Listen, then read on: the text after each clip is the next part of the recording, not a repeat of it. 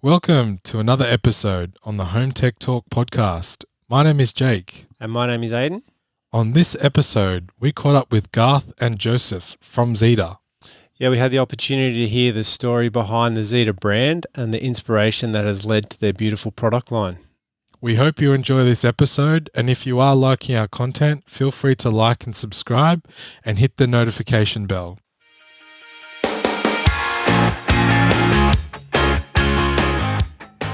Garth and Joesph, welcome to the Home Tech Talk podcast. Awesome. Thanks for having us. Thanks very much for having us. Yeah, No thanks for coming problems. out. You guys have hosted us here today in your office at Monaval, and it's quite a cool space. Cool, thank you. Yeah, we moved in about 2 years ago, and we're still doing work on it, still developing, but yeah, we love it here. Yeah, I think it's quite eclectic, and there's a lot of elements here, and it's quite cool to see your products here today. We've got quite a few on display for everybody to see. So if you guys wanted to give us a bit of a background into how you guys came to Zetr and give our listeners a bit of an introduction to yourselves. Mm-hmm. I can give you the long version if you like. It's totally fine. Okay, cool. So my name's Garth Elliott. I'm the director of Zetr. I started sort of in the industry quite young. I left school just a few months after I turned 15 and did an apprenticeship with my dad, who was also an electrician in Western Australia. And you know, after working in the industry for sort of many years, I started my own business when I was mid-20s in Sydney, and we were doing a lot of sort of high-end homes and a lot of automation work, and seeing a lot of, you know, really beautiful light fittings coming out of Europe, and especially trimless, and saw that wasn't really translating to switches and outlets, which are often the most visible point in the project. So I sort of had this light bulb moment of designing a trimless switch and trimless outlet. I thought it was the greatest idea ever, and obviously went on Google and then realised that there was already 2 companies in North America doing something similar, or using that concept, and one of them does it really, really well. It's an awesome product. So sort of set about starting to try and design something, and made a really crude prototype in my garage. Like, it was horrendous, and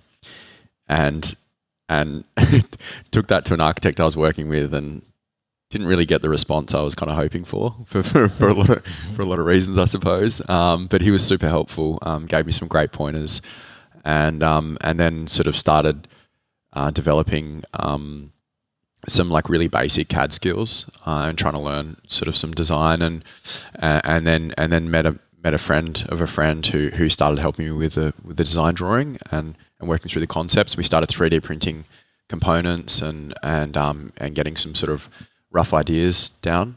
And it was tricky because, you know, when you've got no background in product design and no idea sort of about injection molding and tooling and things like that, it's a really long sort of complex process. But I think being so naive definitely helped. So kept tinkering away in the garage, kept making prototypes, and speaking to all the trades that I knew in different industries, like plasterers, renderers, builders, you know, and just getting their feedback on how, because I suppose one of the biggest challenges with trimless, especially for switches and outlets, is the outlets do take a lot of load, and they're pushed and pulled, and, you know, people pull plugs out from like meters away sometimes. And the last thing you want to do is go out with a product that goes into like a rendered wall, and then, you know, you start getting cracking or movement. So the challenge was to try and design 2 mounting assemblies which would basically allow you to install trimless into any surface. And you really don't know what sort of surfaces and materials people are going to be installing in their homes when you're designing a product. You get a general idea, but you don't know the full extent of it. And then also the other challenge was designing a trimless product that was relatively simple to install, because, you know, anything trimless is going to be more complex and, you know, basically putting a faceplate over a wall finish. So spent roughly 3 years on development, and found a manufacturer, and then started tooling. At this point, my wife was about 5 months pregnant with our first child. And I was like, look, obviously I had no idea of the cost of this at the beginning either. I thought, 20 or 30 grand and you're away. I was very, very wrong. So I was basically approaching Alyssa saying, you know that house deposit that we've been saving for? Do you mind if I blow it all on this product that may not work? And she's amazing. She obviously said yes. So we did the tooling and got a product made. Did a bunch of variations and then got certification in the end. So we ended up launching, I think, in late 2017 or 2018, and it started off with just myself and my wife and my sister, and now we've sort of grown from there to 14 people. So What a story. That's a good Australian manufacturing story. Yeah. Actually, it was funny. When the product sort of really took off was probably late 2018. We won a Good Design Award for Best in Class, and I didn't realize at the time, but when you win Best in Class, you actually have to get up and speak. Right. So like I'd started this in my garage like 3 years earlier, and you had the heads of design departments of universities like locally and internationally at this event, and like really important people in the industry, and I had to get up on stage at the Opera House and tell everyone how I built this in my garage, basically.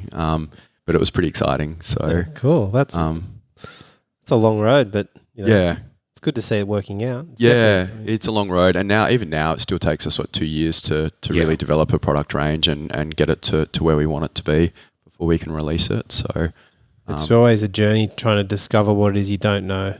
Definitely learning what you don't know. Definitely, yeah. And we're learning like every day, even though we might think we know what we're doing. The learning curve's still so steep, but I think that's one of the best things about it is consistently learning and not being stuck in repetition all the time. Yeah.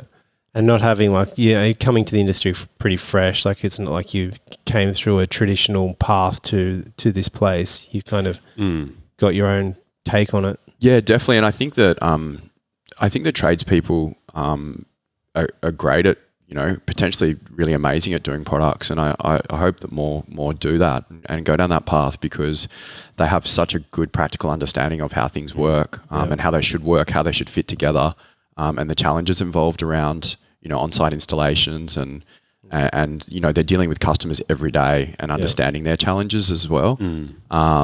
Whereas if you're sort of sitting behind a computer at a desk, you don't get to see that as often. So cool, awesome story. And Joesph, yourself?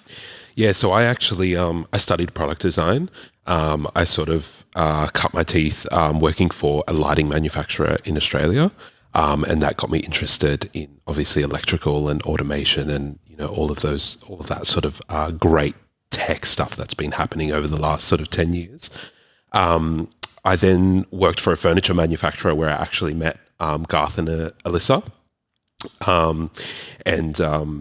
We sort of, I suppose, like hit it off. And then obviously came over and again, just really liked the electrical side of product design, really loved the manufacturing of it as well and the intricacies. That is one of the standout features of this, like the actual design looks like it's thought through from start to finish, even the parts that you don't see. Like you'll see the front fascia, but you don't see the back of a PowerPoint ordinarily, and it's not until you're actually a person that has to deal with this product that you realise that there's a complete whole piece of design that's gone into this thing. Yeah, I sort of quickly learned in the very early stages that injection molding and tooling was very complex to create these parts, and you're working in 0.1 of a millimeter and sometimes smaller increments, for adjustments and getting multiple components to snap fit together from different molds or different sides of a mold is really tricky. It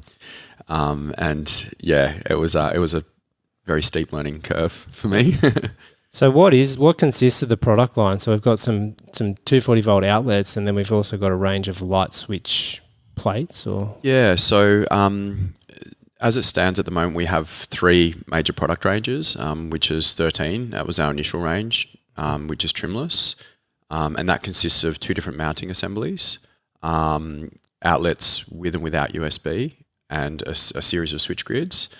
And then adding to that, we've got carbon as well, which is all our hand-finished metal face plates. Right. These guys. Then we've got Zetr 12, which is a surface-mounted version, of 13. So it's very, very thin. And the faceplate's much smaller, again, than a standard product. And then we've also got 25, which is an in-desk system we've just released about 2 months ago. Okay, that's this unit here, the flush finish. That's correct, yeah. So it's a high output USB-C charging, which also allows for HDMI, USB-A and Cat6. Yeah, okay. So you can change the mechs in behind the space. And You can, yeah. The faceplate's magnetic, it pops off. And then we've sort of utilised a keystone mechanism system, which is fairly common. Yep. Which allows those mechanisms to be interchangeable as technology changes or your requirements of your table change. Yeah, that beats having a big ugly desk plate in the middle of a boardroom table or whatever. Yeah, so I suppose one of our kind of missions is to, I suppose, reinvent, products that have been accepted for so many years and try and look at them at a different angle. Yeah.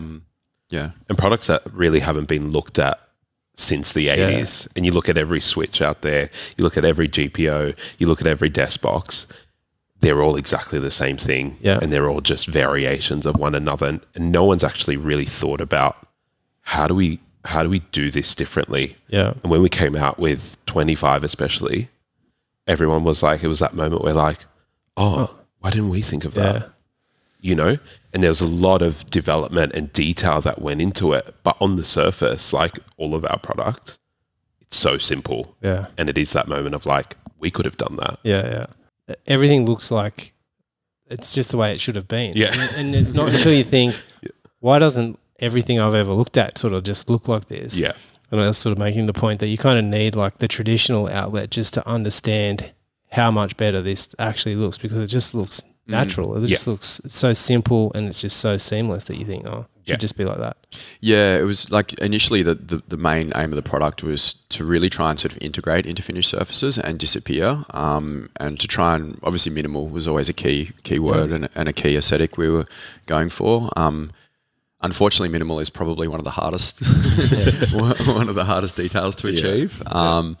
But yeah, trying to sort of integrate in and just maintain the integrity of surfaces as much as possible. That was one of the big challenges, I suppose. So does a lot of the trimless stuff get done via like CNC sort of machining for the installation process? Yeah, so we have the cutting file. It's just a simple DXF file, and that gets sent to the stonemasons or the joiners, and they'll CNC or water jet or laser cut the material, which allows that really precise fit. Yeah.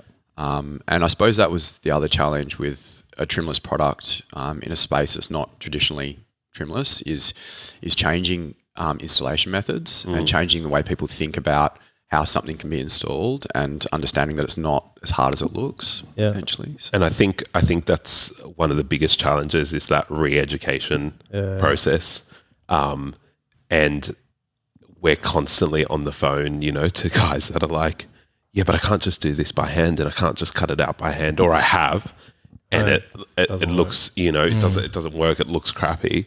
But once they do that, there's actually a satisfaction even from the trade where they're like, wow, like I've been installing like a standard GPO my whole like trade life. Yeah. Never ever have I been prouder of like installing something that looks so good. Yeah.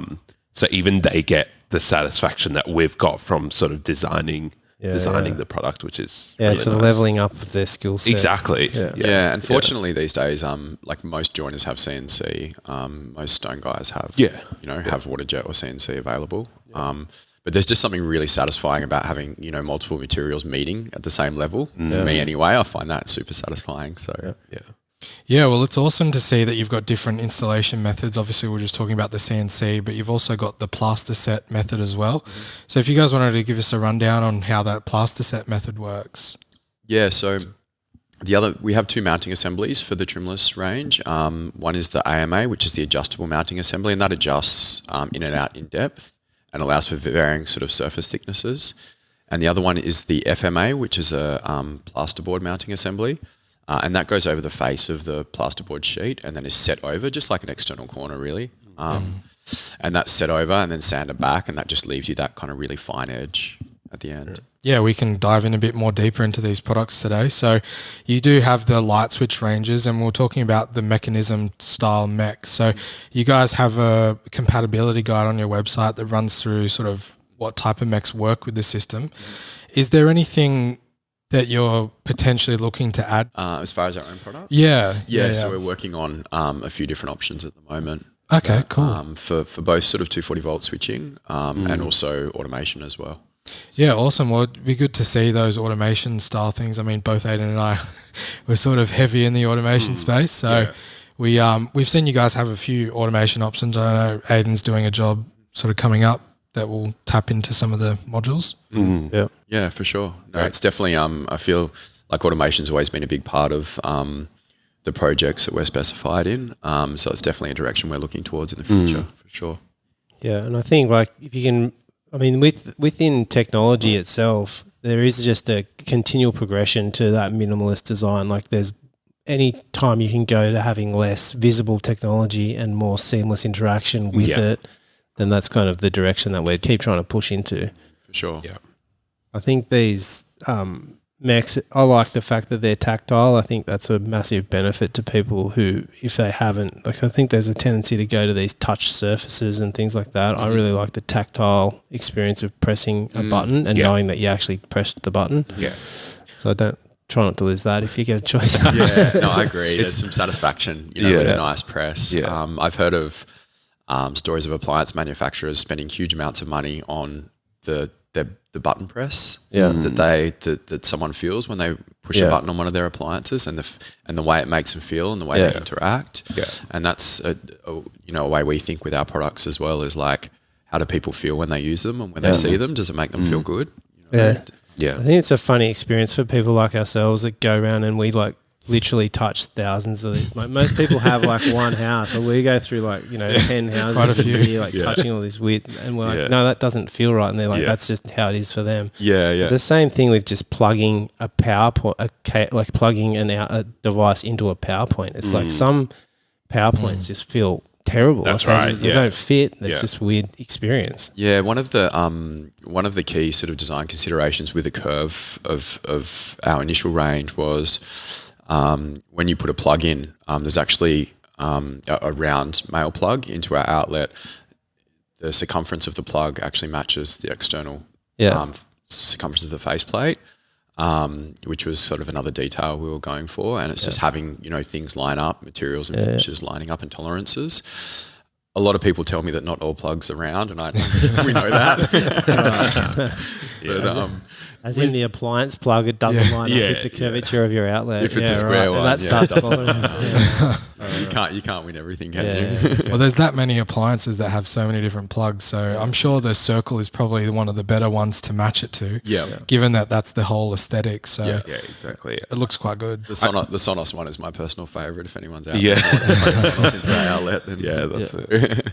Exactly. I think cool. as well, not just obviously we have a big focus on aesthetic and tactility, but I think also sound for us is a big part of like what we put into our product design. And again, it references, you go back to a really terribly designed product or even just a GPO and you plug it in and you hear all this rattling. And I think if you compare sort of our product to anything on the market, it's just so, and it's like we always reference the thud of like a car door and how much like value that adds. So it goes back to all this like tactility and pressing and that sound, and it's all this there's many aspects to a quality experience. It's exactly. not just, for sure, the appearance. And I mean, even just the fact that they're physically like married to the surface is kind of like, normally like sometimes the screws would not go up tight and it comes away from the wall a bit, or it moves. If it's physically at one with the wall, it's kind of like, that's where it's going. That's it. Yeah, exactly. It's got to go that way. Yeah. We spend a lot of time on alignment and getting those, and I'm sure a lot of the other manufacturers do as well. But getting those parts to line up and getting the snap fits to sit correctly and snap in correctly. We were just talking about 0.1 of a millimeter on like on a button. Is it enough? Yeah. We just had a 20-minute conversation. So all those points matter. And I'll have nightmares about it for the next 3 weeks. God, it's a 20-minute conversation. It felt like about a minute and a half because you get in the zone. So that must lead to a massive amount of deliberation about these finishes that you do with your carbon series. If you're talk about a 0.mm Yeah, in detail exactly. like that. Exactly. Sure. And that was one of sort of my projects coming on board, was to really look at the carbon series. So when I first started, our carbon range was something that was custom made, per project. And it was great for the client. They got, the exact finish and the exact texture and all of that. And we just had no sort of like control over this repeatable sort of like product. The downside to that though is we get people calling and they're like, I've got this like lavender purple, and we were just wondering if like we were getting some pretty wild requests. So so amalgamating all those finishes was sort of part of my almost one of the first projects that I worked on. And so we came up with the carbon range, which is a hand finish range, and that's all produced locally, which is really nice. And then also the carbon nano range, which is also produced locally. The difference being that the carbon range is hand finished and the nano range is a pre-finished sort of sheet, both of which get sort of assembled here. And it's, it's a really nice story. Every single plate, is QC checked, and it's nothing sort of passes us no little problem. So, and that's all manufactured here on site or in this area. Yeah. So we leverage off local manufacturers in New South Wales, which is really nice, because you form these partnerships and you explore different finishes and things that potentially bathroom suppliers are doing. And it's one thing that our clients always ask us. They're like, oh, we've got this faucet and our door handles, and they're in this color, and you start to get all these requests, and then you go to your suppliers and they're like, oh yeah, we're doing that. Yeah, wow. So it's really nice to have that network, and it's almost like market research in a way, without almost going out to market, because these guys are doing it before anyone else really knows they want that. So there's that aspect, and then there's the aspect of actually following sort of artists and designers and things like that, and looking beyond, the now. And so I've seen that you guys have teamed up with a few other people as well. If you guys want to talk a bit more about how you guys view collaboration as well. Yeah, so we recently teamed up with Tom Faraday, who's a product designer, and loves pushing our product. Again, it comes back to that satisfaction of like, I can now, being a furniture designer, he can sort of now integrate this really great looking GPO or switch product into his furniture, without compromising obviously on the aesthetic and the sort of minimalist concepts that he has. And we love working with people like that, because they're constantly, they love our product, but they also want to push the boundaries beyond that. And I suppose it starts to inform what's next. And it's sort of how the conversation about 25 came about, is these like little conversations about what can we do, I mean, it's great to have people looking at your product as like an enhancement to their own, artistic expression, as opposed to people saying, oh, like, I've made this piece of joinery, but it has to have an outlet, unfortunately, which is going to ruin the whole concept.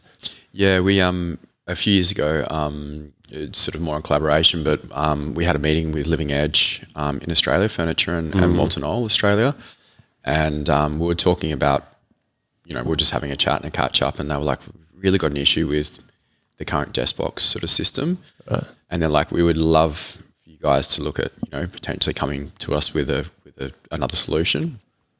Unfortunately, they didn't pay us to do it, but we loved the idea, and it was really great to be able to work on a product in conjunction with them, and be able to get their feedback on how things are used every day, how they're installed into furniture, how the manufacturers operate, the production lines and things like that. So that's where we came up with 25. Did they implement the product? So they're selling the product at the moment. Yeah, for us. So. I mean, a big thing with like just the progression of technology is that now it's like there's not really any static equipment. Like you might have gone to a boardroom previously and there was a PC in the room that did that. Now it's BYO. Everyone's bringing their own device, so it's just a matter of like coming in, being able to connect to whatever you need to connect to. Yeah, well, one of the challenges with this product is people understanding they no longer need 240 volt. Right. Because really, unless you're carrying a hairdryer or a toaster around with you, you don't generally need 240 volt for portable equipment. So that's why we've gone directly to USB-C for this product. There's two main reasons for that. One, the EU are legislating USB-C to become, a single format charging system for a lot of manufacturers. And the other is Australia is one of the biggest e-waste contributors in the world, and the figures are massive. And I feel like everyone's got that drawer of cables at home. Yeah, definitely. That's staring back at them every day. And, why can't it just be one or two cables? Yeah. So our goal with this product in the future is, if you're traveling for work or you're going to meetings, is you essentially carry a cable with you and that's it. Yeah. You're not carrying a power pack. You're not carrying leads or multiple systems. Yeah. Did you contribute to the design of the USB-C connector, because it matches perfectly into your fascia? Yeah. That worked out well. Yeah, that was kind of fortunate. But Yeah. it worked out well for us. Yeah. We spent a long time on. It looks like a simple product from the face, but then if you go underneath, there's definitely some more complexities. We've made it all out of, it's 304 stainless steel, and it's been PVD coated to get that black finish. Really going for sort of like a premium look with that. And also longevity. The part, it's configurable, so the parts can be swapped out and replaced as technology changes and people's requirements change, especially for meeting rooms and boardrooms and things like that.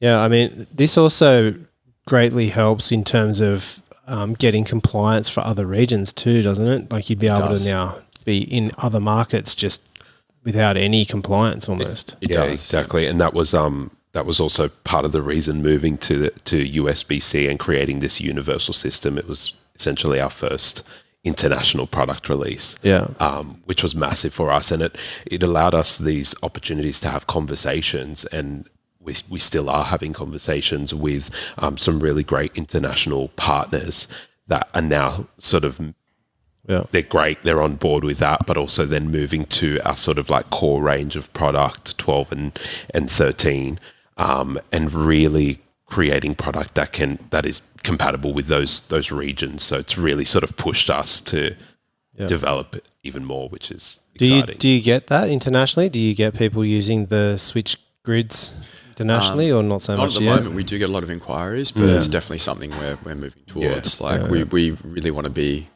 an Australian design manufacturer selling our products internationally and representing, I suppose, in a way, trying to represent the design community here as well. To get our products overseas. So well, it is a very nice design. There's no arguments about that. thanks. Yeah. And if you wanted to talk a bit more about your newest range, which is the Surface. We were initially, after we released, 13, we were working on 48, which is the other prototype, which is here, which is a single round 48 millimeter trimless outlet or single switch. But we sort of decided to shift our direction and go to a surface mounted option. We just felt like there was a need for it in the market. So we've kept the proportions very similar to 13. But it's 2.9 millimeters thick, which I think is the thinnest polycarbonate outlet. We'll just say it's the thinnest. I would say so. Sure. There wouldn't be much more than a millimeter in it either way.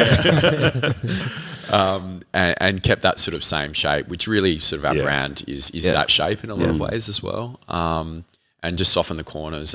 Essentially, we've created our own render bracket and our own C-clip for that product as well. And so we're doing that in black and white in switches and outlets. And it's just so much more cost effective to purchase and also install as opposed to the trimless products. Yeah, so it opens it up to a newer market as well. And definitely, yeah. And we're finding people are really using a mix of the products. So use the trimless products in those key joinery areas, and then use 12 the surface mounted range throughout the rest of the house, and just keep that same aesthetic, keep the consistency. Yeah, well, I have seen quite a few jobs that have the trimless on the light switches, and then they've just got a normal PowerPoint Outlet. outlet down below, Okay, and it's quite a good idea to have both the matching the surface mount on the bottom, trimless on the top. So it really gives a really nice clean aesthetic. Yeah, cool. Yeah. That's good. I'm glad you're seeing us on projects. That's awesome. Oh, we definitely are. So the 12 line doesn't have the carbon option though, does it? It doesn't have the metal face plates. Yeah. We may look at doing something in the future, but at this point, we don't really think there's a need for it. Yeah, I think matte white and matte blacks pretty much captures the market for the most part. Yeah. What else we got on this? Oh, we've got lots. What's on the roadmap? We'd love to talk about it. So what are we? What's on the what are we roadmap? sharing? What are we sharing? Yeah. So I think sort of latest and what we're working on next is this integration or foray into automation. Right. Okay. And so we've actually just signed up as a partner with Kasambi. Okay. Which is super exciting. So we're developing some modules that can essentially plug into that system and allow people to use our product in that automation space locally and also internationally, which is exciting. Yeah. And I suppose from that, Garth and I started exploring, that you've got the idea of like lithium batteries powering switches, for up to 7 years. It's sort of the tech that's out there, which is super exciting. Yeah. It sort of changes the way you think about electrical. But then exploring, innovations and companies that are basically doing like using the power from like a momentary press or a spring to actually create or generate power, and no need for batteries, no need for wiring. It's super exciting, like how that could change the space again. So looking at that and exploring that in terms Human of powered light switch. Yeah. It's great. Is electrician's worst nightmare? Switch with no cable? Or? Exactly. Yeah. But yeah, it's really exciting. I was as a intern, I was actually working with Nokia, who were looking at technology using the residual mobile radiation waves. I don't know frequencies to actually charge mobile phones. And I suppose it's really interesting. That was like 10 years ago, and all of a sudden we're starting to. It is terrifying. People don't think that radiation exists. I know. What radiation? What radiation? No idea. There's nothing in my pocket. What's in my pocket? I use a landline. So just like seeing that sort of like research now come to like fruition and actually come into this like physical and tangible products, or not even products, they're really just components that no one really knows what to do with, is really exciting. Yeah. That's like regenerative power, right? Yeah. So you're just pushing the button and then that creates enough electricity to actually fire out the command. Exactly. Yeah, exactly. Cool. Yeah, it's super cool. Exciting. But yeah, automation is definitely somewhere we're looking towards. And it's kind of nice with, companies like KNX and Kasambi that it's, you can basically become a part of it as a different manufacturer. Yeah. And that also gives you access to international markets as well, which is exciting. Yeah, KNX is becoming quite a big automation platform in Australia, I think. And it is, yeah. Both Aiden and myself do KNX, and it's good to see that you guys are looking to work with other different platforms to, and again, Aiden and I are also really good fans and big advocates for collaboration. So it really opens the door to, future projects for yourselves. Sure. Is KNX your sort of main? One of them, yeah. It's definitely mine now, like in terms of lighting control. It took me a long time to get on board, but now the benefits are definitely undeniable. So much interoperability with different platforms. That's great. Yeah. And I love how there's, so many people manufacturing KNX as well. So you can shop around, or, you can make sure you've got supply availability and things like that. It's really smart. I've made my gripes pretty clear to most people that'll listen about the aesthetic of the light switch. So, I'm still a pretty big fan of engraving. So like the people know what they're doing. Yeah, of course. Yeah. So I mean, it'll be good to see this project come together with your platform and KNX. Yeah. And engraving is something too where we're looking working towards as well. So Yeah, cool. stay tuned, and hopefully you won't need to use anyone else. Awesome.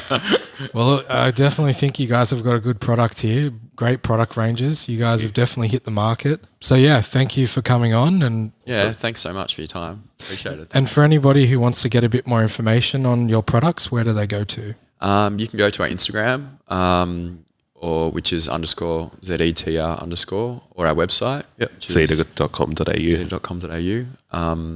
Yeah, get in touch. We're got a close relationship with all the electrical wholesalers as well. So we're working really closely with them if anyone needs to go to their wholesaler. Awesome. Thanks so much. We hoped you enjoyed this episode as much as we did making it.